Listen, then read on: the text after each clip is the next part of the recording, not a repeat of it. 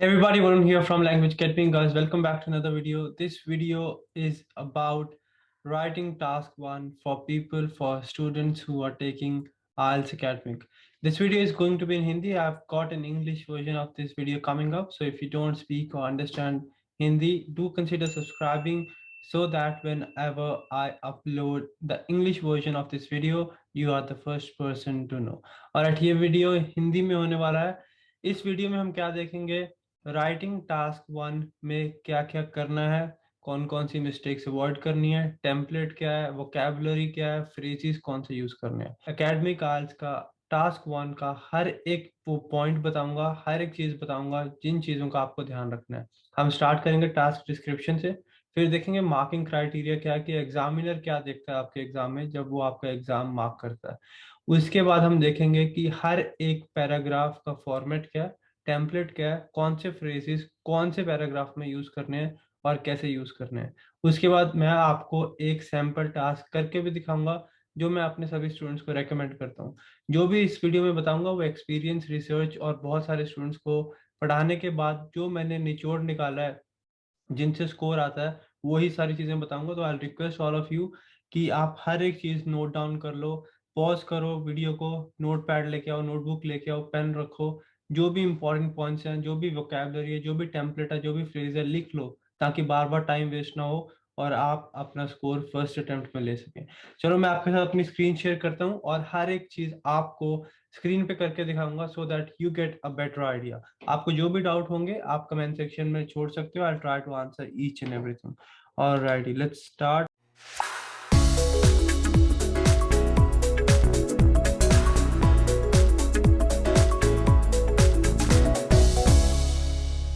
What is the task? ये task होता क्या, करना क्या होता है इस टास्क में? IELTS academic writing task one will require, इसमें आपको एक रिपोर्ट बोल सकते हो या इमेज को डिस्क्राइब, कोई आपको ऐसी इमेज दी होगी, आपको पाई चार्ट दे सकते हैं, आपको बार ग्राफ दे सकते हैं, आपको लाइन चार्ट दे सकते हैं, या फिर आपको आप कॉम्बिनेशन ऑफ टू इमेजेस भी दे सकते हैं, कि ये बार ग्राफ के साथ आपको पाई चार्ट भी दे दिया सेम टॉपिक के ऊपर. तो आपको कोई भी इमेज विजुअल डिस्क्रिप्शन दी होगी, आपको उसको डिस्क्राइब करना, उसके ऊपर एक पैराग्राफ या रिपोर्ट काइंड ऑफ लिखनी है, जिसमें आप उसके जो एलिमेंट्स है उसको एक्सप्लेन करोगे. आपको line graph, bar graph, table, pie chart, process diagram, map या फिर फ्लो चार्ट आ सकता है. आपको इनका कॉम्बिनेशन भी आ सकता है, जैसे टेबल के साथ प्रोसेस डायग्राम या पाई चार्ट के साथ बार ग्राफ आ गया, तो यू कैन गेट एनीथिंग. इसकी वन थर्ड कॉन्ट्रीब्यूशन है आपके राइटिंग स्कोर में.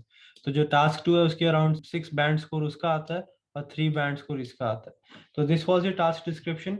इस तरह से अगर आप टास्क वन होना चाहिए यहाँ पे. समवट सिमिलर, समवट सिमिलर आपकी आंसर शीट लगेगी अगर आप पेपर बेस्ड टेस्ट देने जा रहे हैं. मैं रिक्वेस्ट करूंगा कि आप ये ही डाउनलोड करें, इसी पे प्रैक्टिस करें, सो दैट आपको पता हो कि आपकी हैंड राइटिंग कैसे आ रही है, आपको स्पेसिंग का भी आइडिया, और वहां पे जाके कुछ भी अनकंफर्टेबल ना हो. Plus on top of that आप बिल्कुल क्लियरली और नीटली लिख पाए. ठीक है.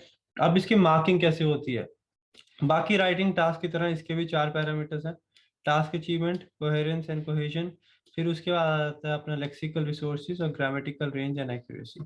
जैसे कि मैंने आपको पहले भी काफी बार बताया हुआ है कि टास्क अचीवमेंट क्या है, कि जो जो चीजें आपको क्वेश्चन में पूछी गई हैं, या जो जो मेन चीजें हैं क्वेश्चन की, आप सारी एड्रेस कर रहे हैं या नहीं. आप कोई इरेलीवेंट इन्फॉर्मेशन तो नहीं ऐड कर रहे हैं. अगर आप कर रहे हैं तो आपका स्कोर कट डाउन होगा. उसके बाद कोहेरेंस एंड कोहेजन, इसका क्या मतलब है? कि आपके जो आइडियाज हैं वो इंटरलिंक्ड है. लेक्सिकल रिसोर्सेज, वोकैबुलरी होगी.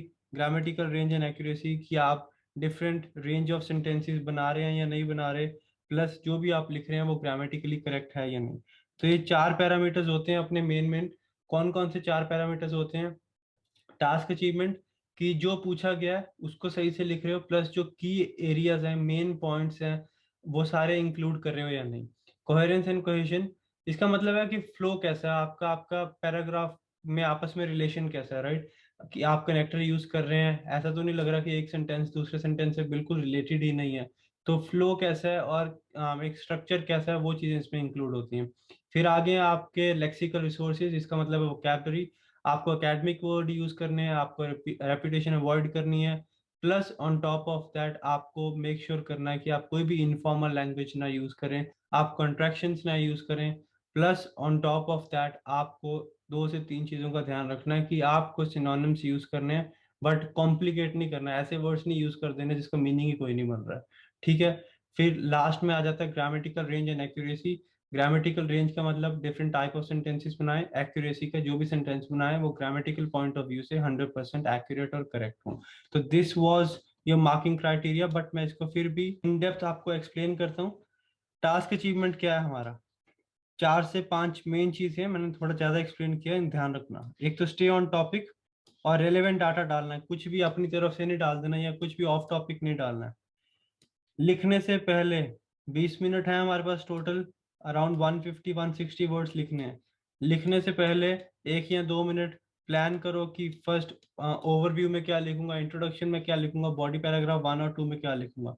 ठीक है। अंडरस्टैंड करो की फीचर्स क्या है, अंडरस्टैंड द की फीचर्स। अगर एक टेबल दिया हुआ है या बार ग्राफ दिया हुआ है तो देखो कि भाई मेरे को हर एक चीज नहीं बतानी है, मुझे क्या बताना है, ओवरव्यू में ओवरव्यू मेन मेन चीजें बताऊंगा, बॉडी पैराग्राफ 1 में चीजों को ज्यादा एक्सप्लेन करूंगा। तो की फीचर्स अच्छे से समझो, जो मेन फीचर्स हैं वो पढ़ते हुए या एनालाइज करते हुए हाईलाइट कर लो कि यस ये चीज बहुत इंपॉर्टेंट है, ये तो आनी ही चाहिए।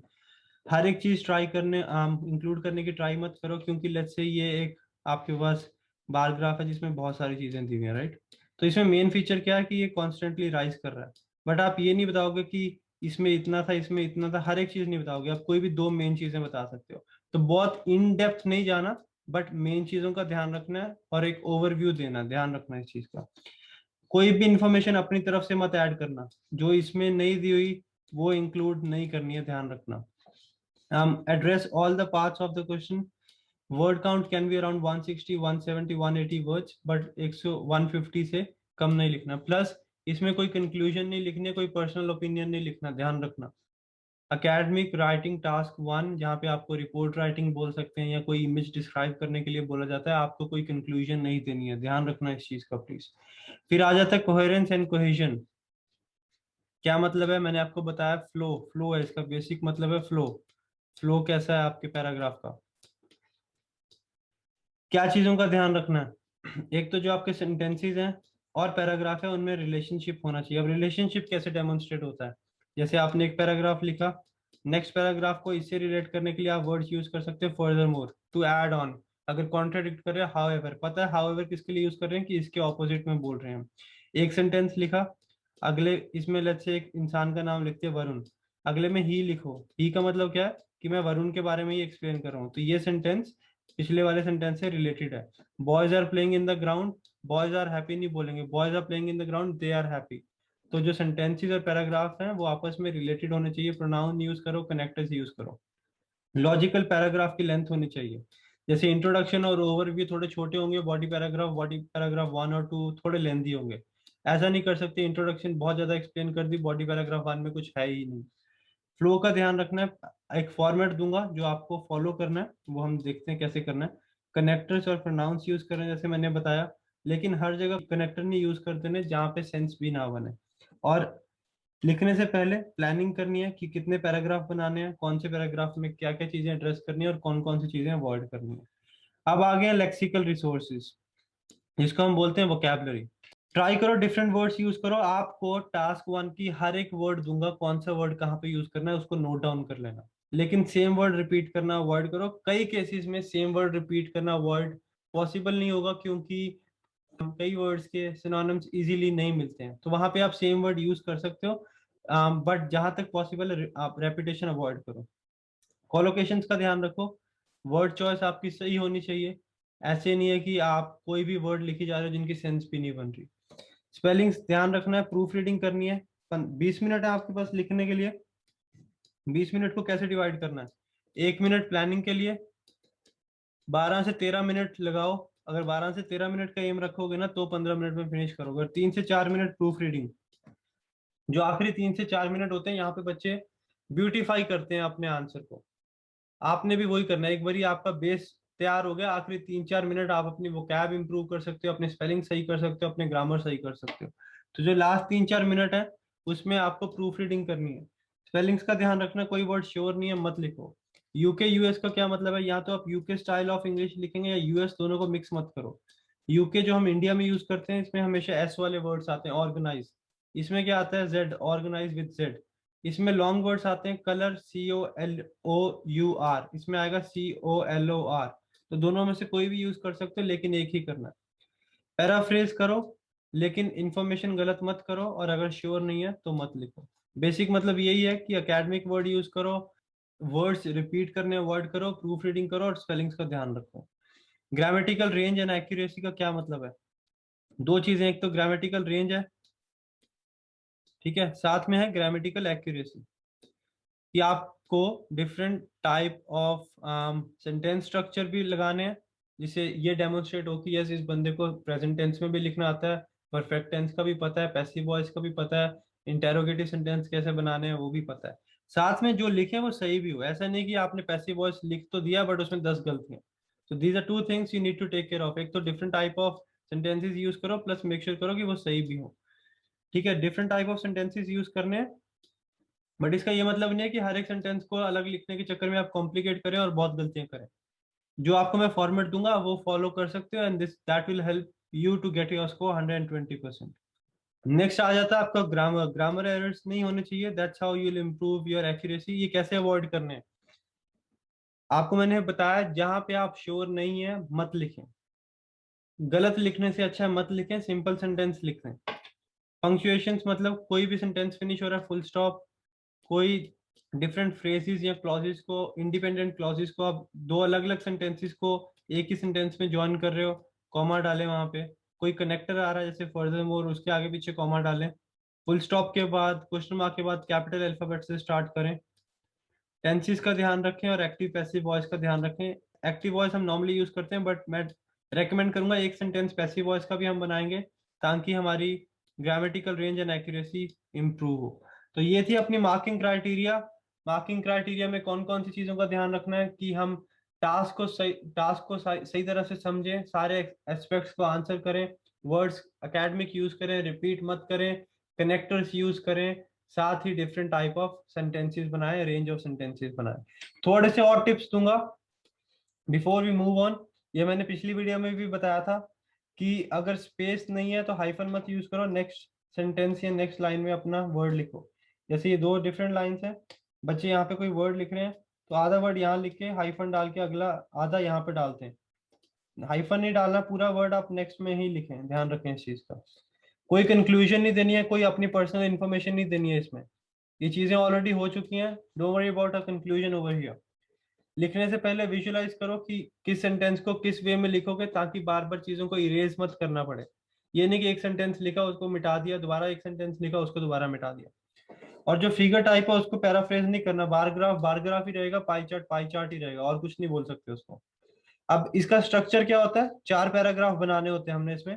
ध्यान से देखना, एक एक चीज लिख लेना, सारी चीजें इंपॉर्टेंट है जो बता रहा हूँ, लेकिन 4 पैराग्राफ बनाने कैसे हैं वो ध्यान से देखो।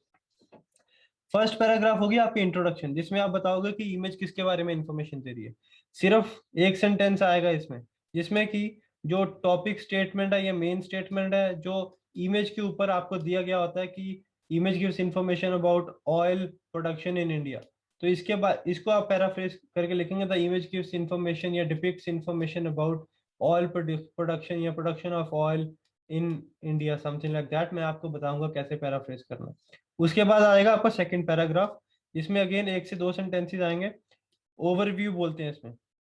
इसमें कोई डिटेल नहीं देते हम, कोई इन डेप्थ इंफॉर्मेशन नहीं देते, इसमें सिर्फ मेजर ट्रेंड्स बताते हैं। लेट्स से कि आपको 4 ईयर्स का बताया गया, ये ईयर 1 है, ये ईयर 2 है, ये ईयर 3 है, और ये ईयर 4 है। हम इस ओवरव्यू में क्या लिखेंगे, overall we can see that the production of oil increase to a greater extent in year 2 as compared to year 1. However, there was a fall in year 3 and the fall continued till year 4. अब मैंने क्या बताया कि यहाँ पे increase हो गया और यहाँ पे फॉल हो गया। मैंने ये नहीं बताया कितना फॉल हुआ, कितने परसेंट फॉल हुआ, कोई नंबर्स नहीं देने ओवरव्यू में। ओवरव्यू में क्या देना है, general trends, main main trends बताने हैं कि चीजें जो एलिमेंट्स हैं वो इंप्रूव हो रहे हैं, इंक्रीज हो रहे हैं, डिक्रीज हो रहे हैं। एक से दो सेंटेंस आएंगे, ये भी मैं आपको बताऊंगा कैसे लिखने हैं। जैसे मैंने आपको बताया, फर्स्ट सेंटेंस की हाईलाइट जो मेन फीचर्स है, ये जो कंपैरिजन है, जो ट्रेंड है, वो लिखना है। ओवरऑल से स्टार्ट करो, एज एन ओवरव्यू भी बोल सकते हो, कोई प्रॉब्लम नहीं है। बट कोई भी नंबर, कोई परसेंटेज, कोई डाटा, कोई इन डेप्थ डिटेल नहीं आएगी ओवरव्यू वाले पैराग्राफ में। और थोड़ा सा लॉन्ग सेंटेंस बनेगा, जैसे मैंने बताया कि from year 1 to 2 it improved, however. However क्यों यूज करना है? ताकि हम चीजों को कंपेयर कर सकें, कंपैरिजन करना है ना हमने, ताकि ओवरऑल ट्रेंड्स बता सकें। ट्रेंड्स कैसे कंपेयर करोगे कि ईयर 1 में से 2 तक तो इम्प्रूव हुआ, लेकिन उसके बाद डिक्रीज हो गया या डाउन आ गया। तो ये चीजों का ध्यान रखोगे आप। थोड़ा सा लॉन्ग सेंटेंस बनेगा। सेकंड सेंटेंस ऑप्शनल है, अगर बहुत ज्यादा इंफॉर्मेशन या बहुत इन डेप्थ इंफॉर्मेशन वाला, या आपको दो इमेजेस इकट्ठी आ जाती हैं, वहां पे सेकंड सेंटेंस में लिख सकते हो। फर्स्ट सेंटेंस में इसके बारे में एक्सप्लेन कर सकते हो मेन मेन, और सेकंड सेंटेंस में इसका ओवरव्यू दे सकते हो। फिर आ गया अपना थर्ड पैराग्राफ और फोर्थ पैराग्राफ, जहाँ पे हमने चीजों को एक्सप्लेन करना है। ये बॉडी पैराग्राफ 1 और बॉडी पैराग्राफ 2, 2 से 3 सेंटेंस आएंगे दोनों में। और यहाँ पे क्या होगा, लेट्स से आपको मैंने बताया यहाँ पे ईयर 1 है, ईयर 2 है, ईयर 3 है, ईयर 4 है। यहाँ पे आपको नंबर्स दिए गए हैं, यहाँ पे भी नंबर्स दिए गए हैं, कुछ भी ईयर्स दिए गए हैं। तो आप क्या करेंगे, कोई भी दो एस्पेक्ट्स, अगर आप 2 ईयर्स को एक्सप्लेन करना चाहते हो पहले, तो आप इसमें एक्सप्लेन कर सकते हो, या 2 ईयर्स को एक्सप्लेन करना चाहते हो इसमें कर सकते हो। हम ट्राई करेंगे कि इंफॉर्मेशन मिक्स ना करें हम। हमारे को पहले ही पता होना चाहिए बॉडी पैराग्राफ में मैंने किस चीज को एक्सप्लेन करना है, बॉडी पैराग्राफ 2 में किसको एक्सप्लेन करना है। क्योंकि अगर मैं बॉडी पैराग्राफ वन में ही सब कुछ एक्सप्लेन कर दूंगा, तो बॉडी पैराग्राफ 2 में एक्सप्लेन करने के लिए कुछ नहीं बचेगा। अगर मैं यहाँ पे 3 फीचर एक्सप्लेन कर रहा हूँ, यहाँ पे 3 अलग कर रहा हूँ, तो उससे क्लैरिटी रहेगी और इजी रहेगा एक्सप्लेन करना। बट मैं आपको फिर भी बताऊंगा कि आपको कैसे बॉडी पैराग्राफ 1 और 2 लिखना है। Let's move on. अब आज का क्वेश्चन क्या है, आज कौन सा क्वेश्चन आया हमें? ये इमेज आई है, बार ग्राफ आ गया, transport modes in a European city 1960 2000। You should spend about 20 minutes on this task. The following bar graph, या bar chart, shows the different modes of transport used to travel to and from work in one European city in 1960, 1980, 2000. Summarize the information by selecting and reporting main features. हर एक चीज उसने भी बोला नहीं, ये अब मैं हर एक चीज नहीं बता सकता हूँ 150 वर्ड्स में। मेन फीचर एक्सप्लेन करने और मेक कंपैरिजंस, जैसे मैंने आपको बताया कंपैरिजंस करने वेर एवर रेलिवेंट। इसको अब हमने आंसर क्या करना है, मेन फीचर्स भी बताने, कंपैरिजंस भी बतानी है, और इंफॉर्मेशन जो मेन है वो समराइज भी करनी है। अब जो हमारा फर्स्ट इंट्रोडक्शन होती है ना, वो ये ही चीज है, बट हम इसको डिफरेंट वर्ड्स में लिखेंगे, पैराफ्रेज करेंगे जहां तक पॉसिबल होगा। देखते हैं कैसे पैराफ्रेज करना है। लेकिन उससे पहले थोड़े से लेक्सिकल रिसोर्सेज बता रहा हूँ, वोकैबुलरी के वर्ड्स बता रहा हूँ इंट्रोडक्शन बूस्ट करने के लिए। आप स्टार्ट कर सकते हैं। द गिवन बार ग्राफ, ये bar chart illustrates, depicts, outlines, indicates, represents, delineates, describes, या फिर रिवील्स भी बोल सकते हो, हाईलाइट्स भी बोल सकते हो, एल्यूसिडेट्स भी बोल सकते हो, कुछ भी वर्ड यूज कर सकते हो। द प्रेजेंटेड भी बोल सकते हो, द प्रोवाइडेड भी बोल सकते हो। The provided line graph reveals, जो भी आपको वर्ड इनमें से यूज करना है आप कर सकते हो। इन चीजों को लिख लेना, बहुत इंपॉर्टेंट वर्ड्स हैं और सारे के सारे इंपॉर्टेंट है, बहुत इंपॉर्टेंट है, लिख लेना इनको प्लीज। अब इस पर्टिकुलर की मैंने इंट्रोडक्शन कैसे लिखी है, the given bar chart, bar chart को तो मैं चेंज नहीं कर सकता हूँ, बार चार्ट को लाइन ग्राफ तो नहीं लिखूंगा ना मैं। कंपेयर्स, कंपेयर्स वर्ड यूज कर दिया मैंने। The various means of transport, वहां पे मोड ऑफ ट्रांसपोर्ट था, मीन ऑफ ट्रांसपोर्ट कर दिया। ट्रेवल की जगह क्या कर दिया, commute, commute to and from work place की, वर्क की जगह कर दिया वर्क प्लेस।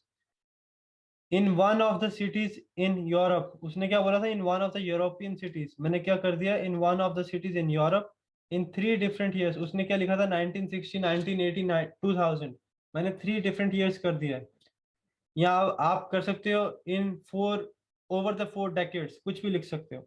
या फिर आप लिख सकते हो the provided bar chart gives information about, यहां तक तो हमारा फ्रेज ही आ गया। Various transportation means, various transportation means लिख दिया मैंने यहाँ पे। यहाँ पे क्या दिया गया था, ध्यान रखना, different modes of transports, transportation means taken to commute to and from the work place in a European city in 3 different years. Meaning same है, वर्ड्स चेंज करने हैं।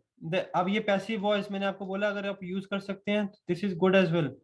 The information about the different means of transport undertaken, use की जगह क्या लिख दिया, undertaken, travel की जगह commute again, undertaken to commute to and from the workplace in a European city in 3 different years, यहां तक आगे सेम चीज, is highlighted by the bar chart। तो क्या करेंगे आप, the information about, जो भी information दी गई है यहाँ पे लिख के, is highlighted by line graph bar chart, जो भी होगा।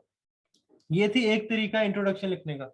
कई बच्चे इंट्रोडक्शन में एक्स एक्सिस और वाई एक्सिस एक्सप्लेन करना इजी समझते हैं, तो आप बोल सकते हो the image gives information about data of transportation modes on x axis, या वाई एक्सिस पे जो इन्फॉर्मेशन है वो दे सकते हो, या ओवरव्यू में भी आप एक्स एक्सिस या वाई एक्सिस मेंशन कर सकते हो। बट जो तीन आपको मैंने इंट्रोडक्शन बताई है ये इजी है और इसमें कुछ भी कॉम्प्लिकेट नहीं होता है। क्या करना है, जो मैंने आपको लेक्सिकल रिसोर्सेज दिए हैं, वर्ड्स दिए हैं, वोकैबुलरी को वो यूज करके टॉपिक के 4-5 वर्ड्स को पैराफ्रेज कर देना है। जो ऐसे यूरोप को हम कुछ नहीं कर सकते, यूरोप को इंडिया तो नहीं लिख सकते हम, राइट, या वर्ल्ड तो नहीं लिख सकते हैं, तो जहाँ पे वर्ड्स इजीली पैराफ्रेज नहीं होते मत करो, कोई दिक्कत नहीं है। तो ये था हमारा इंट्रोडक्शन। अब हमने ओवरव्यू को कैसे स्टार्ट करना है। Overall is a very good word, क्योंकि बिल्कुल क्लियर बता देता है कि ओवरव्यू दे रहे हो, या फिर at the first glance, as an overall trend it can be clearly seen that, या एज एन ओवरव्यू भी आप बोल सकते हो, फ्रॉम एन ओवरऑल परस्पेक्टिव भी बोल सकते हो, ठीक है। अब इंट्रोडक्शन कैसे लिखनी है ध्यान रखना। ओवरव्यू का मैंने आपको क्या बताया, ओवरव्यू का मैंने आपको बताया कि आपको मेन फीचर्स डिस्क्राइब करने हैं, कोई डेटा नहीं देना, कोई इंफॉर्मेशन नहीं देनी, आपको मेन फीचर्स कंपैरिजन के फॉर्म में दिखा देने हैं कि यस ये दो फीचर कंटिन्यूसली इंक्रीज हो रहे हैं, लेकिन जो थर्ड फीचर है वो गिर रहा है, और फोर्थ फीचर में अप एंड डाउन जा रहा है, या उसमें फ्लक्चुएशंस है, ठीक है। कोई इन डेप्थ इंफॉर्मेशन नहीं जाएगी, एक या दो सेंटेंसेस आएंगे, थोड़े से लॉन्ग सेंटेंस आएंगे, ताकि हम अपनी ग्रामेटिकल रेंज भी बूस्ट कर सकें। देखते हैं यहाँ पे क्या है हमारे पास। अब हमारे पास क्या है यहाँ पे इन डेप्थ इंफॉर्मेशन तो है 5, 10, 15, लेकिन ओवरव्यू के लिए मुझे इन डेप्थ इंफॉर्मेशन नहीं चाहिए। मैंने क्या करना है, मैंने ओवरऑल ट्रेंड देखना है।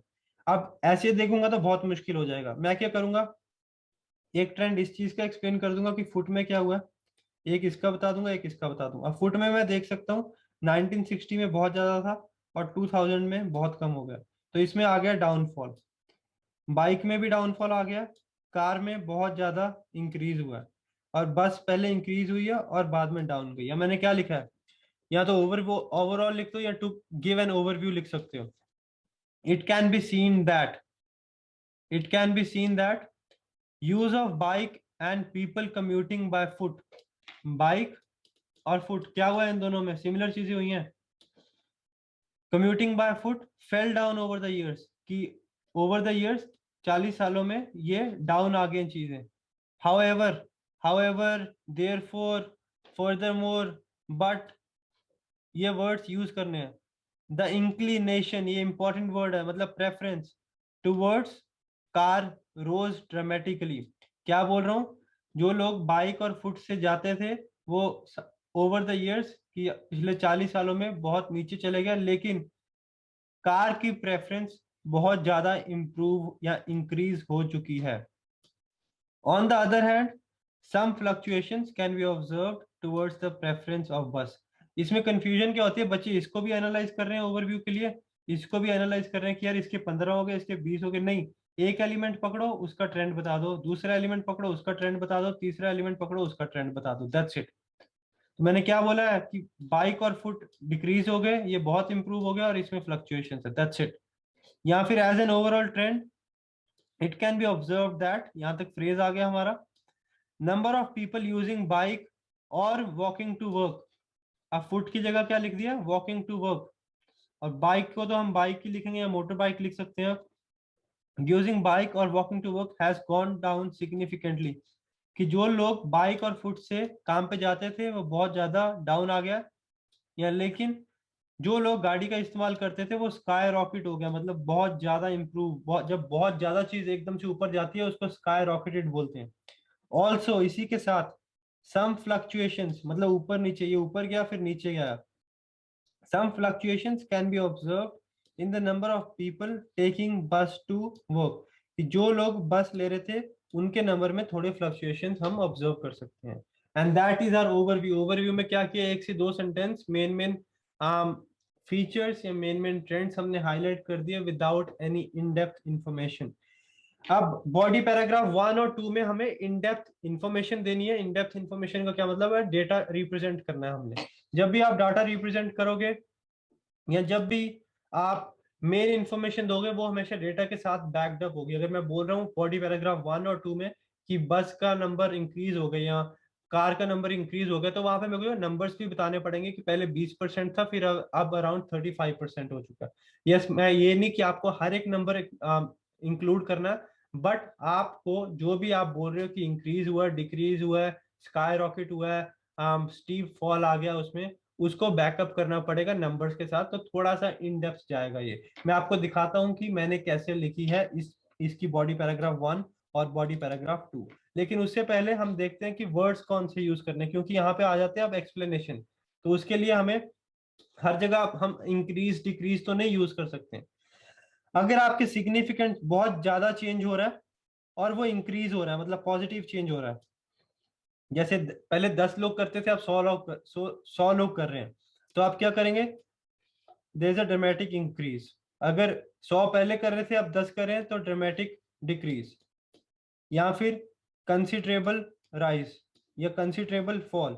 अगर बहुत माइनर सा चेंज हो रहा है, पॉजिटिव हो रहा है, इंक्रीज हो रहा है, तो माइनर इंक्रीज। अगर डिक्रीज हो रहा है, माइनर डिक्रीज।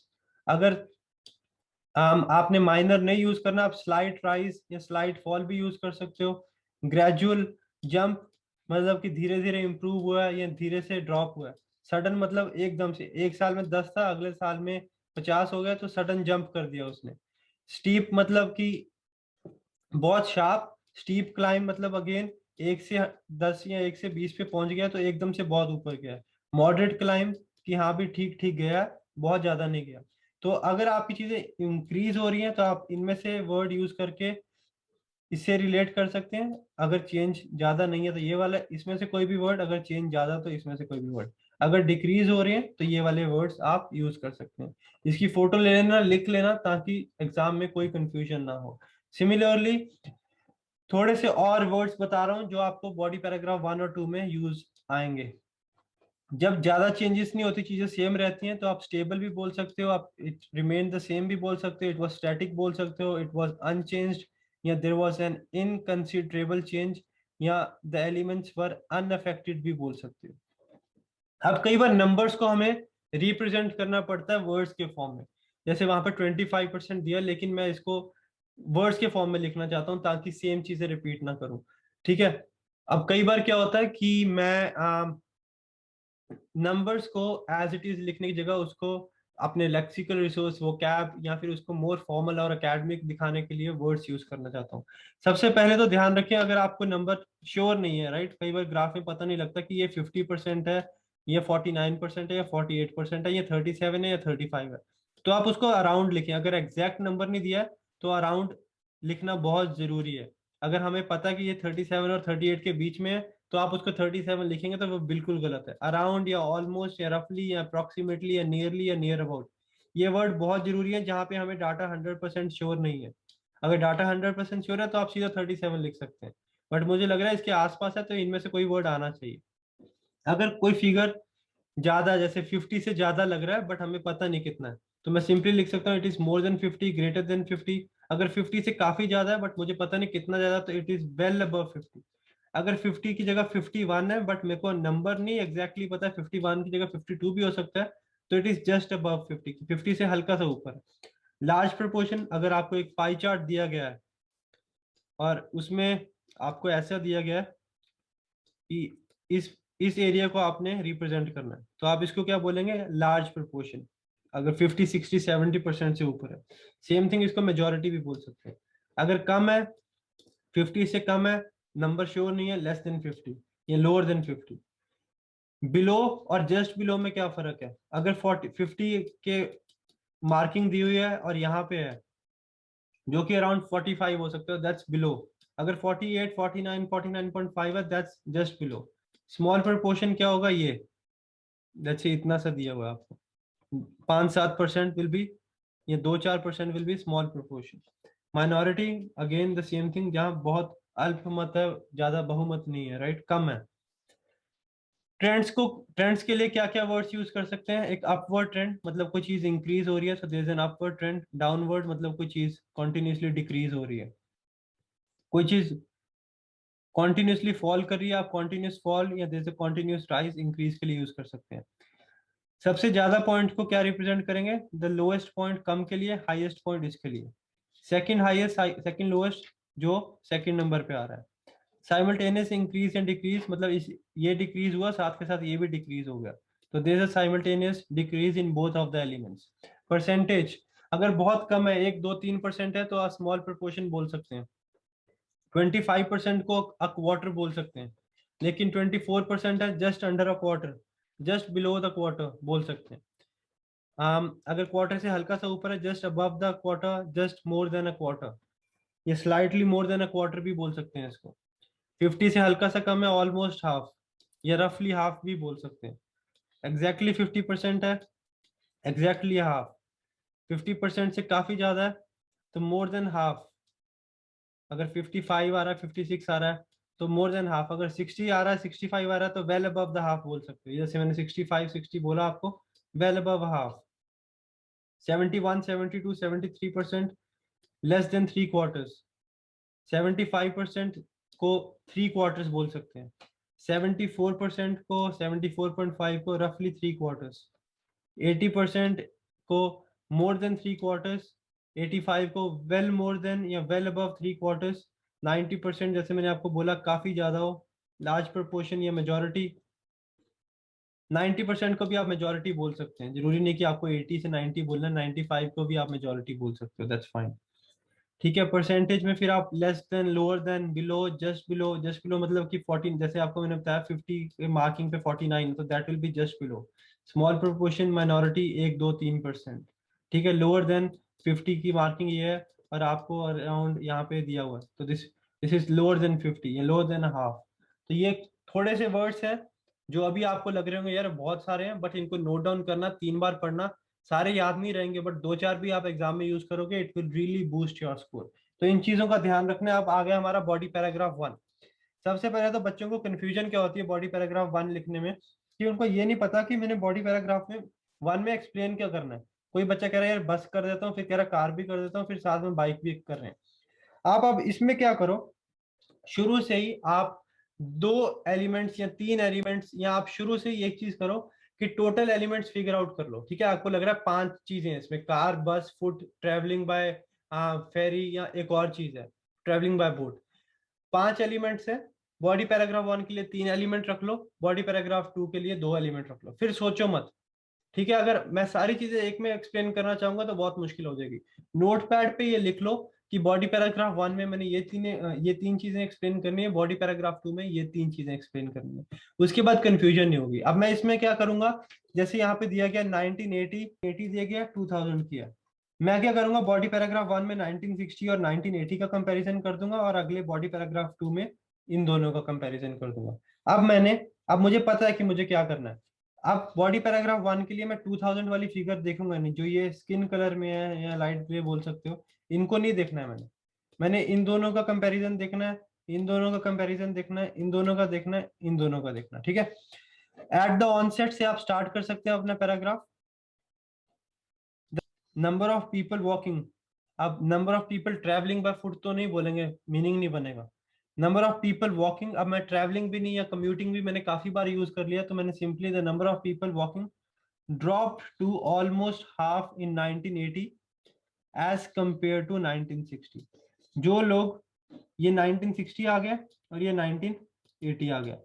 जो लोग 1960 में पैदल जाते थे वो ऑलमोस्ट हाफ रह गए हैं 1980 में। अब मुझे एग्जैक्ट नहीं पता, ये अराउंड 38 39 है, और ये अराउंड 16 17 है, राइट। तो ऑलमोस्ट हाफ बोला है मैंने, या मोर than a bit half, half बोल सकते हो, क्योंकि एग्जैक्ट नंबर नहीं पता है, तो almost half will be fine as compare to 1960। ठीक है, एक फीचर बता दिया, वेयर एस। वेयर एस मतलब कॉन्ट्रोडिक्ट करने के लिए। वेयर एस तब यूज करते हैं यहाँ पे पॉजिटिव हो रहा हो और दूसरी साइड नेगेटिव हो रहा हो। अब यहाँ पे प्रॉब्ली ड्रॉप हुआ है, दूसरी वेयर एस के बाद चीजें इंक्रीज होंगी। Whereas the proportion of population taking car जो लोग गाड़ी से ट्रेवल करते हैं उनकी प्रपोर्शन नियरली 4 गुना बढ़ गई है। यहाँ पे कितने थे 5, यहाँ पे कितने हो गए हैं अराउंड 22, 5 से हल्का सा ऊपर ही है, तो 4 गुना इंक्रीज हो गई है, 4 से या 5 से 20 हो गई है, 22 हो गई है। तो जो लोग गाड़ी से ट्रेवल करते थे वो 4 गुना बढ़ गए हैं।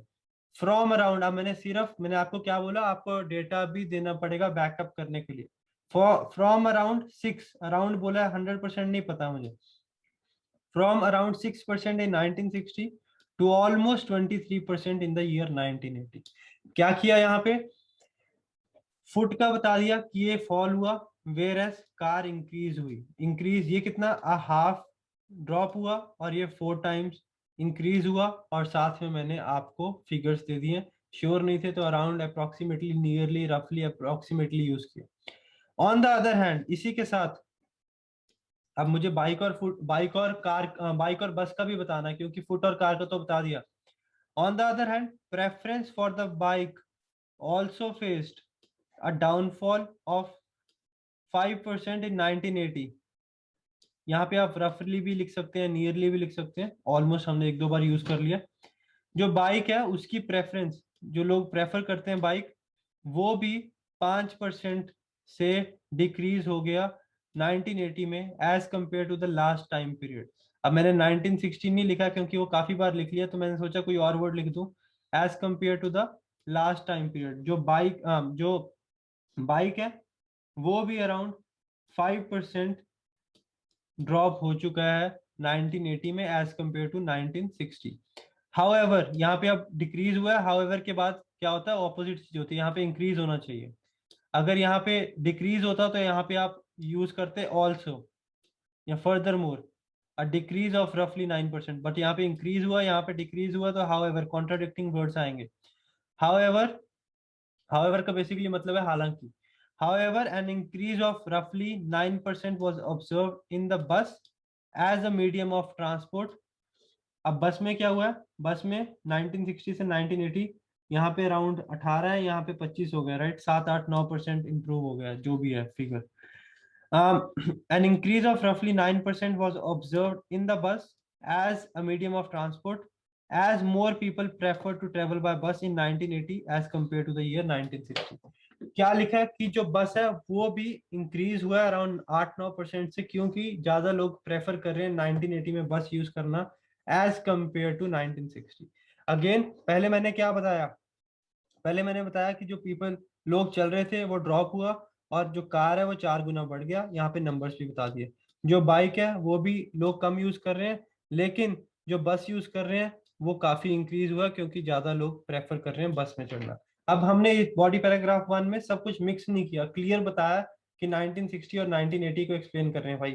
अब अगले बॉडी पैराग्राफ में 1980 और 2000 की कंपैरिजन हम देंगे सिमिलर वे में, फर्दर या फर्दर मोर भी बोल सकते हैं। अब यहाँ पे हमने ब्लू वाले को नहीं देखना है, वो हमने कर दिया, 1960 को नहीं देख रहे हैं हम यहाँ पे इन दोनों को कंपेयर कर रहे हैं। फ्रॉम 1980 टिल द ईयर 2000, 1980 से लेके 2000 तक, the proportion of people walking the proportion of people walking to work dropped by almost a half. जो 1980 और 2000 में हम कंपैरिजन करें, जो लोग पैदल काम पे जा रहे थे वो ऑलमोस्ट आधा हो गया। ये कितना था, ये अराउंड 16-17% था 1980 में, और अब कितना रह गया है, अराउंड 8-9% रह गया। द प्रपोर्शन ऑफ, या द नंबर की जगह प्रपोर्शन यूज कर दिया, the number of people, the proportion of people walking to work dropped by almost half. Almost बोला है, एग्जैक्टली नहीं बोला है। From almost 17% in 1980, numbers data दिया मैंने, टू 9% इन 2000। साइमल्टेनियसली, इसी के साथ ये वर्ड बहुत इंपॉर्टेंट है, a drop can be observed in both bus and bike. साथ ही साथ फुट में तो डाउन गया ही है, बाइक में भी और बस में भी, दोनों में ड्रॉप हुआ। ड्रॉप या फिर a significant drop can be observed in both bus and bike as fewer people choose to use either of the two in the latter year. Latter year का मतलब जो बाद वाला साल है। बस में भी डाउनफॉल आ गया, बाइक में भी डाउनफॉल आ गया, क्योंकि कम लोगों ने चुना है दोनों में से किसी पे भी ट्रेवल करना बाद वाले साल में, ठीक है। वर्ड्स रिप्लेस करने, यहाँ पे दोबारा 2000 लिखता तो वो बहुत ज्यादा रेपिटेशन हो जानी थी, तो मैंने क्या किया, इन द लेटर ईयर, ध्यान रखना। यहाँ पे डिक्रीज हो गया, ये भी डिक्रीज हो गया, फुट भी डिक्रीज हो रहा है, बाइक भी डिक्रीज हो रहा है, बस भी डिक्रीज हो रहा है, लेकिन अब हो रही है कार इंक्रीज। तो इसको इंट्रोड्यूस करने के लिए ऑपोजिट वर्ड हाउएवर या ऑल्दो भी बोल सकते हो। ऑल्दो अ स्टीप राइज, क्योंकि बहुत ज्यादा एकदम से इंप्रूव हो रहा है।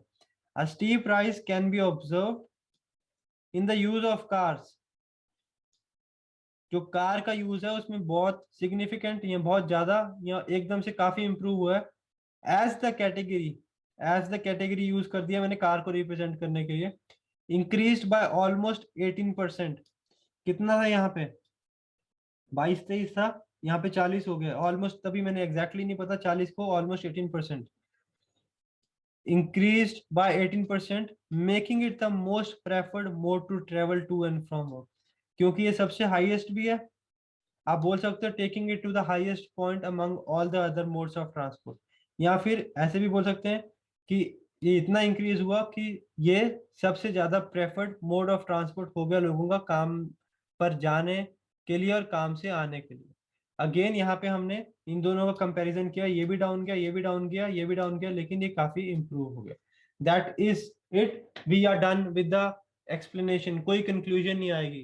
क्या किया हमने इसमें, सबसे पहले हमने जो इंफॉर्मेशन है इंट्रोडक्शन को हमने पैराफ्रेज किया, मेन ट्रेंड्स बता दिए ओवरव्यू में, यहाँ पे 2 ईयर्स के बीच में कंपैरिजन कर दिया, यहाँ पे अगले 2 ईयर्स के बीच में कंपैरिजन कर दिया, इन दोनों में डेटा दिया है, इन दोनों में डेटा देना ही है क्योंकि हमें एक्सप्लेनेशन देनी है, इसमें कोई नंबर्स नहीं देने और इसमें सिर्फ पैराफ्रेज करना है। जो आपको वर्ड्स दिए हैं, लेक्सिकल रिसोर्सेज दिए हैं, ये सारे के सारे आपको इस्तेमाल करने हैं, यूज करने हैं। कौन सी चीजों का ध्यान रखना है, मेन ट्रेंड्स एक्सप्लेन करने हैं, बहुत ज्यादा गहराई में नहीं जाना है। 4 पैराग्राफ बनाने हैं इंट्रोडक्शन में, जो मेन आपका बार ग्राफ या लाइन चार्ट या कुछ भी है उसको पैराफ्रेज कर देना है। ओवरव्यू में जो एलिमेंट्स के मेन ट्रेंड्स हैं कि इंक्रीज हो रहे हैं या डिक्रीज हो रहे हैं, या क्या इंक्रीज हो रहा है क्या डिक्रीज हो रहा है, एक कॉम्प्लेक्स सेंटेंस बना देना है। फिर BP1 BP2 में आपको अगर 5 एलिमेंट्स हैं तो उनको डिवाइड कर लो, 3 एक में कर दो, 2 एक में कर दो, ताकि एक फ्लो लगे, एक ऑर्गेनाइज्ड मैनर में लगे, ये ना लगे कि हौच पौच किया। क्योंकि एग्जामिनर ने कंपेयर जब करना है उसके लिए इतना मुश्किल मत कर दो कि उसी को नहीं समझ लग रहा कि भाई कंपेयर कैसे करूं। नंबर्स भी दो, बट बहुत ज्यादा नंबर्स भी मत दे दो कि एग्जामिनर की जॉब ही टफ कर दिया आपने। इजी रखो, टू द पॉइंट रखो, बट सही रखो, इंफॉर्मेशन एक्यूरेट रखो और सही के सही वर्ड्स यूज करो। ये फ्रेजेस यूज करो, टेम्पलेट्स यूज करो, 100% वर्क करेंगे। लेकिन मेक श्योर करो कि आप अपनी राइटिंग इवेल्युएट करवाओ, फीडबैक लो, और कोई भी डाउट है मुझसे कमेंट सेक्शन में पूछो। I try to make a video on each and every topic. That's it from today's video. If you think the video was helpful, please to like, subscribe and comment and do share it with your friends, ताकि आपके साथ उनका भी score आए and you both have a bright future ahead. अगर आपका score ये videos देख के आता है, प्लीज मुझे बताना। That is one thing I work for, ताकि एज मेनी स्टूडेंट्स का फर्स्ट अटेम्प्ट में स्कोर लाने में हेल्प कर सकूं। और ये मैं करता रहूंगा, लेकिन मुझे जरूर बताना, that will keep me going and keep me motivated. अगर आपको IELTS से रिगार्डिंग कोई भी हेल्प चाहिए, कोई भी इंफॉर्मेशन चाहिए, या ऑनलाइन क्लासेस भी चाहिए, we do provide online classes all around the globe. कोई भी हेल्प चाहिए, क्लासेस के बारे में इंफॉर्मेशन चाहिए, हमें इस नंबर पर फोन या व्हाट्सएप कर सकते हो। अगर आप पंजाब में हैं, हमारे जलंधर कैंपस आके विजिट भी कर सकते हो। हम थोड़े से और कैंपस भी खोल रहे हैं पंजाब और हरियाणा में, and other parts of the country as well. उसके लिए आप हमारी वेबसाइट languageacademy.com.au विजिट कर सकते हैं। प्लस अगर आप ऑस्ट्रेलिया में हैं, you can come and see me और see one of our team members in a Parramatta campus, this is the address, or in a Sydney CBD campus, this is the address. Plus you can call us and we'll make sure we help you get your desired score in the very first attempt. That's it from this video. Please do subscribe and do let me know if the video was helpful. Varun from Language Academy, I'll see you very soon, and I'll make sure you get your desired score in the very first go.